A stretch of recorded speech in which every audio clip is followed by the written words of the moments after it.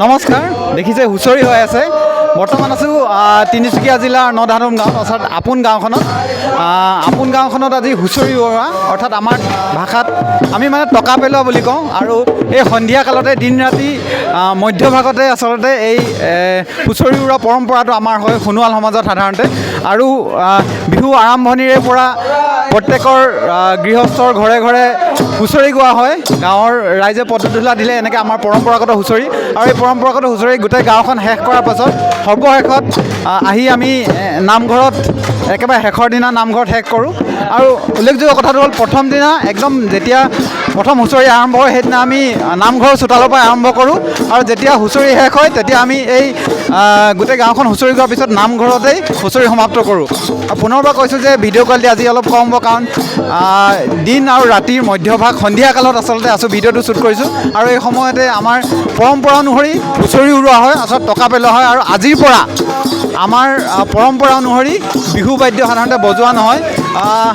টকাই হওক বা ঢোলেই হওক পেঁপাই হওক বাঁহীয়ে হওক মানে যিখিনি আমি বিহুত ব্যৱহাৰ কৰোঁ আজিৰ পৰা আমাৰ ব্যৱহাৰ কৰা নহয় আমাৰ সমাজত আচলতে বিহু শেষ যিহেতু আজিৰ পৰা খেতিত লাগিব বা অন্যান্য কামত লাগিব মানুহে গতিকে বিহুৰ নামত ইমানকেইদিন বিহু কৰিলেই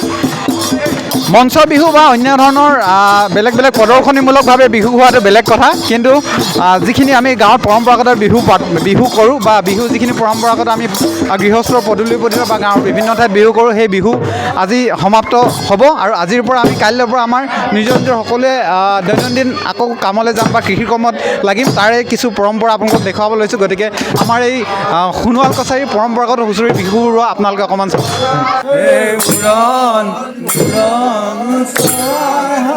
দিয়া চুবুকি লতাৰে পাতেলো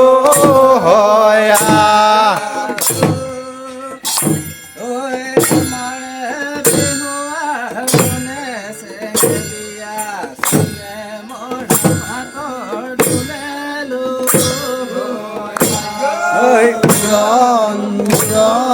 চৰাই হালধীয়া চুমুকি লতাৰে পাতেলো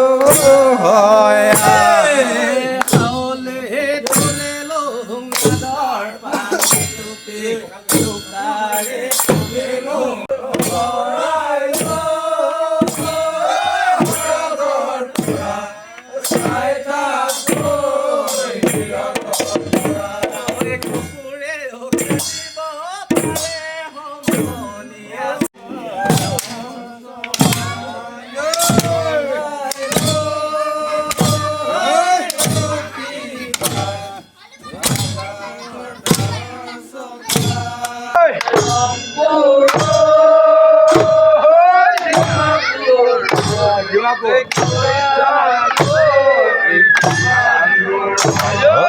পৰুৱাই ৰান্ধিলে পৰুৱাই বাঢ়িলে গৈ থাকৈ কিমান দূৰত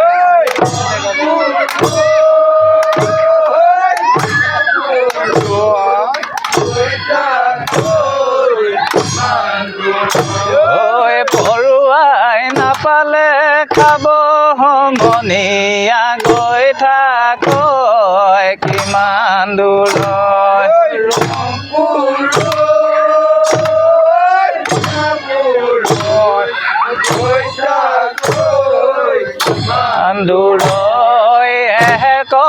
বাহকে সমাধনিয়ালে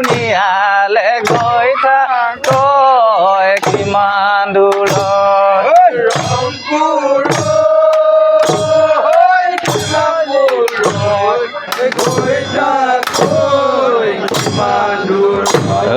ছমাহত কৰিলে পাজি সমনীয়া গৈ থাকৈ কিমান দূৰত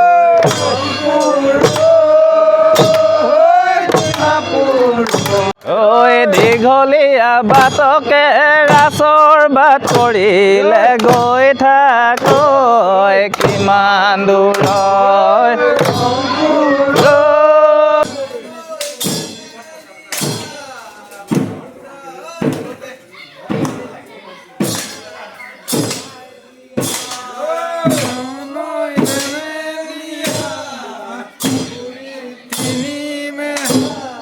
होलिता হলিতা লগাই দিয়া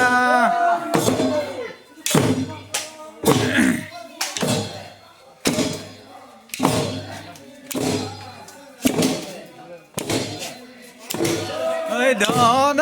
ধেমেলিয়া ফাগুৰি তিনি মেৰা হলিতা লগাই নিয়া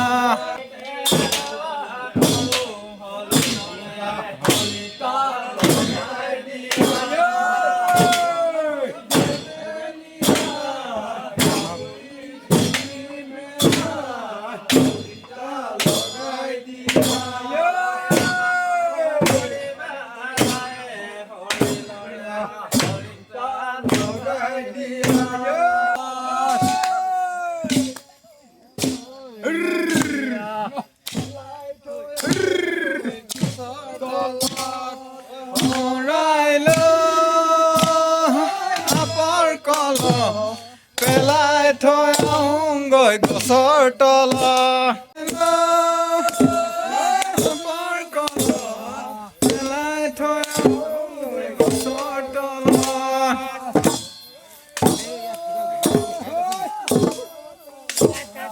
পেলাই থৈ আহোঁগৈ গছৰ তলত